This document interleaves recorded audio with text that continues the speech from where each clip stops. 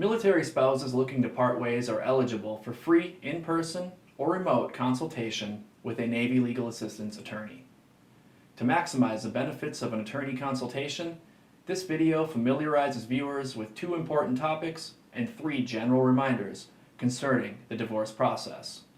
Please note, however, many variables, including individual circumstances and various laws at play, will factor into the personalized advice attorneys provide.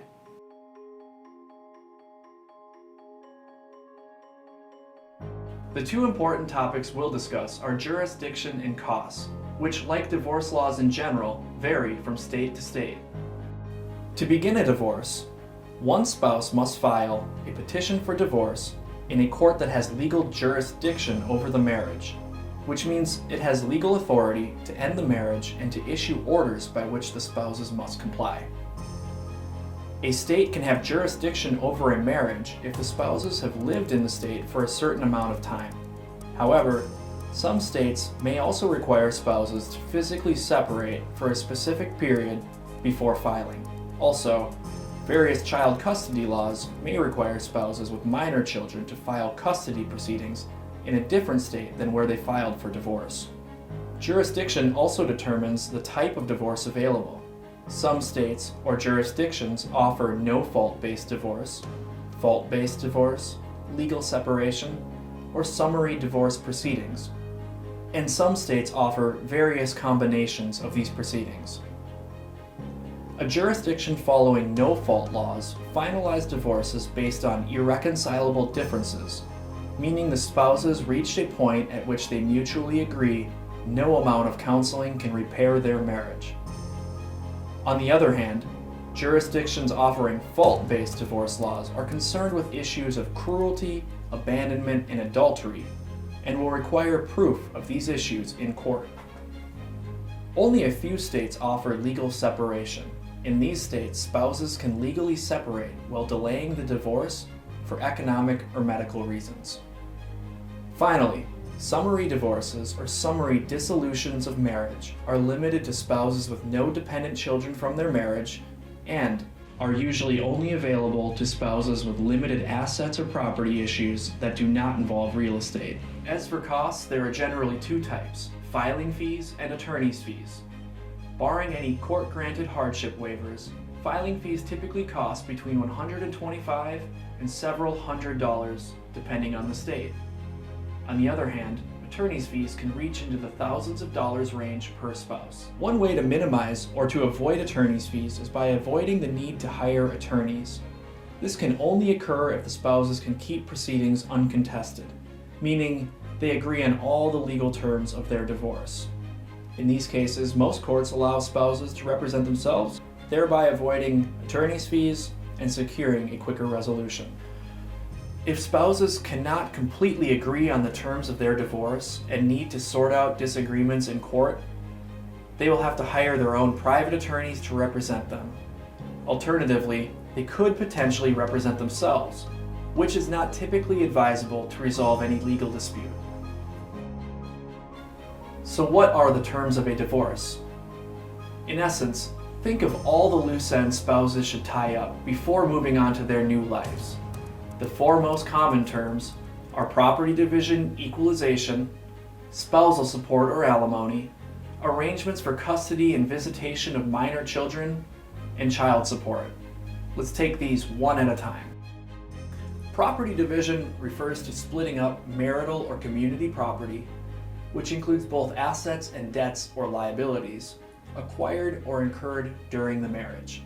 On the other hand, separate or non-marital property is not subject to division. This consists of assets and debts or liabilities a spouse owned before the marriage or acquired or incurred after the date of separation.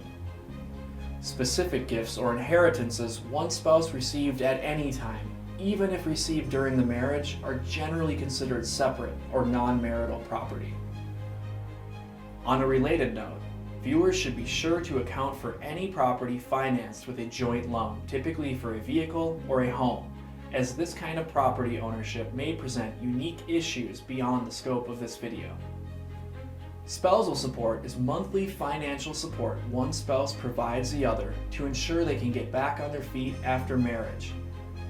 This support may not always be necessary, but if court-ordered, it's usually temporary in duration for marriages that lasted less than 10 years. Courts determine the amount of support required based on the requesting spouse's need for the support and the other spouse's ability to provide it.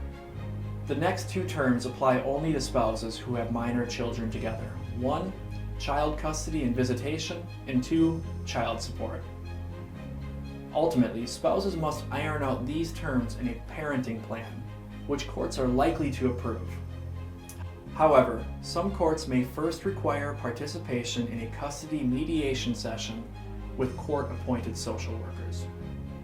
In terms of custody and visitation, spouses should determine which one will logically serve as the primary custodial parent, as well as how and when the other, non-custodial parent will visit and contact the children. Similar to spousal support calculations, child support is based on the child's financial needs and the parent's abilities to fund those needs based on their respective incomes and reasonable expenses. Contrary to common belief, joint custody does not necessarily negate the need for child support payments. Finally, let's wrap up with 3 general reminders for military spouses navigating this process. First, until a court officially ends a marriage by order of a divorce decree, spouses are still married. An informal agreement signed by the spouses stating they intend to or are living separate and apart is not a legal separation unless and until it is approved by a court with proper jurisdiction. Even then, the separated spouses are still married. As such, they must follow all court orders, satisfy all support obligations, and service member spouses must comply with the Uniform Code of Military Justice. Second, spouses stationed overseas should never take children out of country without advance notice or ideally written permission from the other parent.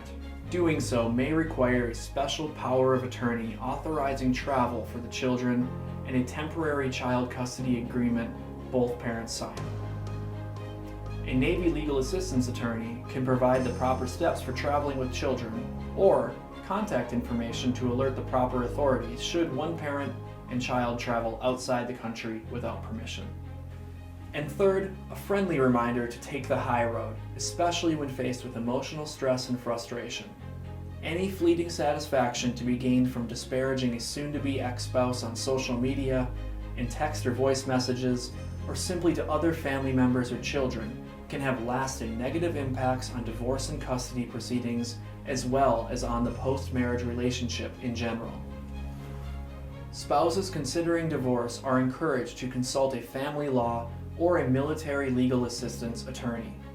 Those eligible for Navy legal assistance may contact the nearest Region Legal Service office to schedule an in-person or remote consultation with a Navy legal assistance attorney who can discuss all these issues and answer individual questions. Because this can be an overwhelming, time-consuming, and stressful process, we're here to help you navigate through it, avoid the pitfalls, and get a fresh start to a new life.